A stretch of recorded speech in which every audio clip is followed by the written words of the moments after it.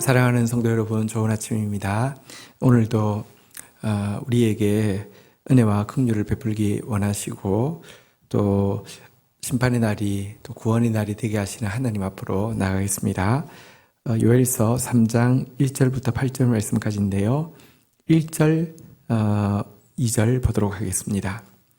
보라, 내가 그날 곧 유다와 예루살렘 가운데에서 사로잡힌 자를 돌아오게 할 그때에 2절, 내가 만국을 모아 데리고 여호사밧 골짜기에 내려가서 내 백성 곧 내 기업인 이스라엘을 위하여 거기에서 그들을 심문하리니 이는 그들이 이스라엘을 나라들 가운데에 흩어버리고 나의 땅을 나누었음이며.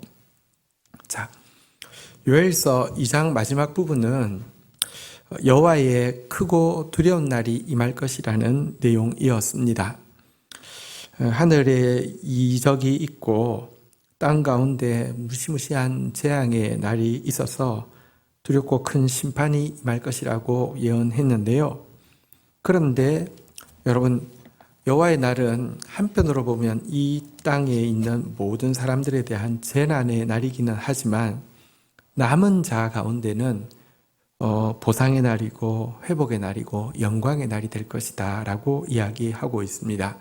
여호와의 보복의 날은 주의 백성들을 향한 또 보상의 날이기도 하다고 성경이 가르치고 있는데요. 그날이 되면 유다와 예루살렘 가운데 사로잡힌 자들을 돌아오게 한다라고 이야기합니다. 여기서 사로잡힌 자란 포로된 자를 이야기하기도 하고요. 말씀에 스스로 매인 자를 이야기합니다. 세상 사람들은 다 자유한 것 같지만 죄악에 매여 있다고 하면 진정한 하나님의 백성은 말씀의 매임으로 말미암아 말씀을 믿기 때문에 참고 말씀을 꿈꾸기 때문에 헌신을 하는 사람, 이런 사람을 말씀의 매인 자라고 하는데요. 이런 자들은 하나님께서 그날 돌아오게 하실 것이다 라고 이야기하고 있습니다. 2절에 보니까 만국을 모아 데리고 여호사밧 골짜기로 내려가서 여호사밧 골짜기에 이제 내 백성들과 또 대적들을 모은다라고 되어 있습니다. 그곳에서 내 백성, 내 기업인 이스라엘을 위해서 신문할 것이다라고 이야기했는데요. 왜 여호사밧 골짜기일까요? 여호사밧이란 이름 자체가 여호와께서 심판하신다라는 의미를 가지고 있기 때문이기도 하고요. 여호사밧 골짜기는 실제 위대한 하나님의 승리의 역사가 있었던 곳이죠. 여러분, 이스라엘 유다 초창기에 아직까지 여러 가지 기틀이 갖추어지지 않은 상황에서 유다를 아예 없애기 위하여서 모압, 암몬, 에돔 연합군이 몰려왔을 때 여호사밧은 힘도 없고 능력도 없다고 고백하면서 하나님만 바라다가 성가대를 조성해서 먼저 찬양하고 나아갈 때에 하나님께서 기적을 보이시사 그들이 서로 이 물에 비친 햇빛을 보고 핏빛이라고 생각을 해서 유다가 자멸했다고 생각하고 급하게 들어왔다가 그곳에서 도리어 다 심판받게 된 그런 날이 있었죠. 어쨌든 위대한 하나님의 승리의 기억이 있는 이곳으로 하나님께서 대적들을 다 모으셔서 그곳에서 심문하신다라고 이야기하고 있습니다.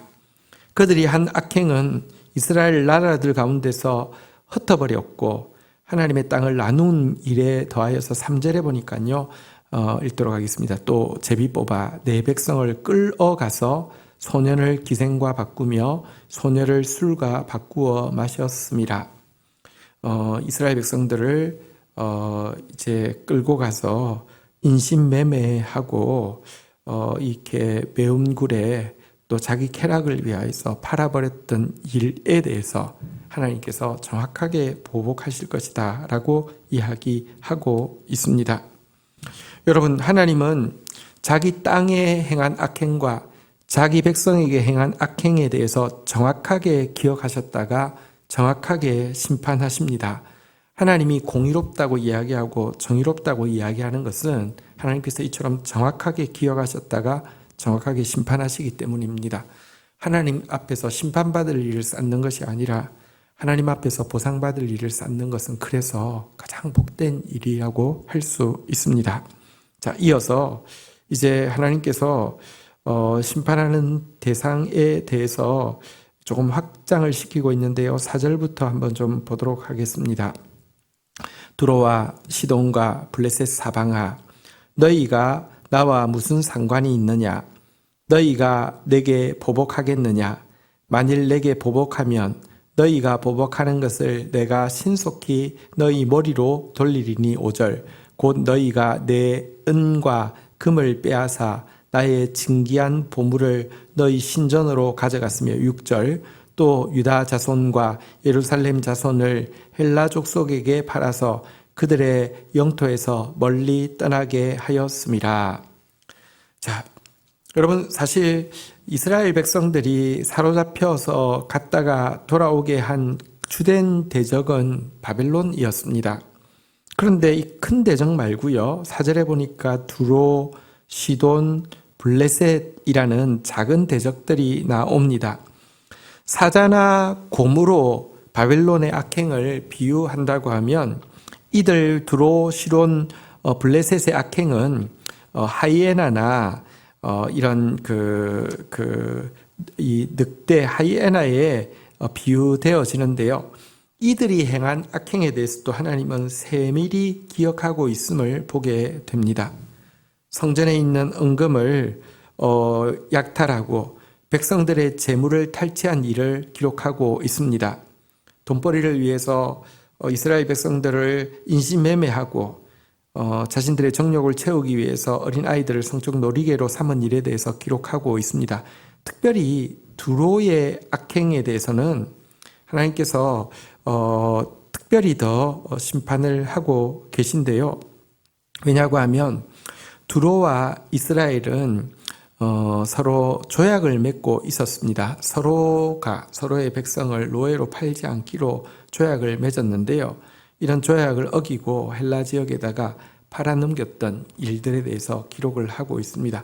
어쨌든 여기서 우리는 다시 한번 하나님은 세밀하게 기억하시는 분이심을 알게 되고요. 세밀하게 기억하시는 이유는 자기 백성에게는 세밀하게 갚아주시기 위함이고 대적들에게는 세밀하게 심판하시기 위함임을 우리는 분명히 알아야 합니다. 하나님 기억하십니다. 하나님 알고 계십니다. 그래서 여러분 지금 하나님이 기억하실 만한 일을 하고 있는 것 의미 있고요. 특별히 모두 고통하는 마지막 때에 의미 없는 고통이 아니라 하나님 나라를 위해서 수고할 수 있는 것은 의미 있는 것뿐 아니라 행복한 일이라고 할 수 있습니다.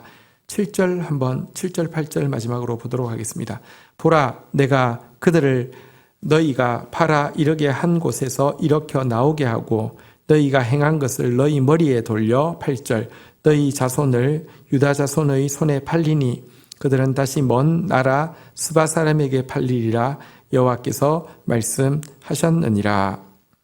자, 하나님이 이제 하나님 이 유다에게 행한 대로 유다로 통하여서 되돌려 받게 하심으로 당신의 공의를 나타내실 것이다 라고 지금 이야기하고 있는 내용입니다. 어쨌든 하나님은 공의를 행하시는데요. 여기서 한번 조금 먼저 생각을 해보도록 하겠습니다. 사실 앞장에서 여호와의 날이 임할 때의 그 대상은 유다와 이스라엘, 다시 말하면 자기 백성들이었습니다. 자기 백성들부터 고통을 당했고요. 그들 가운데 남은 자가 여호와의 부름에 응답하여서 구원받은 것을 기록했습니다. 그리고 나서 바벨론에 대해, 두로에 대해, 시돈에 대해, 블레셋에 대해 심판을 기록하고 있는데요. 이것은 여기뿐 아니라 성경 전체에서 이야기하고 있는 바입니다. 하나님은 자기 백성부터 먼저 매를 때리신다고 이야기하고 있습니다. 이것에 대해서 데살로니가서에 보면 하나님의 심판이 하나님의 집에서부터 시작되는 것이 하나님의 공이라고 이야기합니다. 공의로우신 하나님은 자기 자녀들부터 심판하시고 그 다음에 세상을 심판하십니다. 그런데 생각해 보면 먼저 심판받는 것이 은혜라는 사실을 우리가 알게 됩니다. 예를 들어 봄에 태풍이 임하면 많이 피해가 있겠지만 그래도 수습할 기회가 있는데 마지막 가을에 태풍이 임한다고 하면 열매는 하나도 건지질 수 없을 것 아닙니까? 하나님 앞에서 먼저 심판 잘 받는 것도 은혜입니다. 그리고 심판 가운데 철저하게 돌이키어 하나님 앞에서 회개함으로 말미암아 말씀을 받는 것도 큰 은혜이고요. 말씀을 받아도 힘이 없어서 못한다고 마음은 원이지만 육신이 약하다고 고백하던 사람이 하나님 힘으로도 안 되고 능으로도 안 되고 나의 영으로 된다고 하신 성령에 의해서 말씀을 경험하는 것은 더 큰 축복입니다.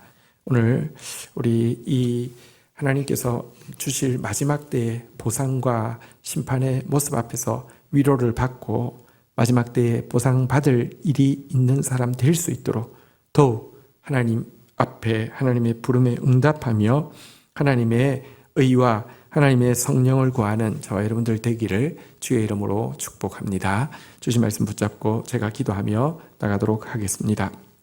하나님, 심판의 날이 구원의 날이 되게 하시고 지옥의 날이 영광의 날이 되게 하시겠다고 말씀하여 주신 주님, 자기 땅에 행한 악행과 자기 백성에게 행한 학대에 대해 결단코 잊지 않고 세밀하게 기억하셨다가 세밀하게 갚아주신다고 말씀하여 주신 주님, 하나님의 공의를 믿을진데 지금도 하나님 눈앞에서 부족하지만 은혜로 말미암아 갚음 받을 만한 일 하는 자, 갚을 받을 만한 마음 가지는 자, 갚음 받을 만한 믿음으로 서는 주의 백성들 되어지게 은혜를 더하여 주시기를 간절히 간구하고 소원합니다. 온 세상을 심판하시기에 앞서 먼저 저희를 괴롭히시고 심판하신 것에 대해서 감사드립니다. 이것이 하나님의 공의임을 고백하고 이것이 우리에게 기회를 주기 위한 긍휼임을 고백합니다. 이 앞에 더 철저히 회개하게 하여 주시고 이 앞에 더 온전히 의의 말씀을 구하게 하여 주시고 이 앞에 더 강하게 성령에 붙잡힌 바 되어져서 모두 고통하고 의미 없는 일로 고생하는 시대에 의미 있는 일로 수고하며 헌신하는 저희들 되어질 수 있도록 도와주시옵소서. 감사합니다. 예수 그리스도의 이름으로 기도 올립니다. 아멘.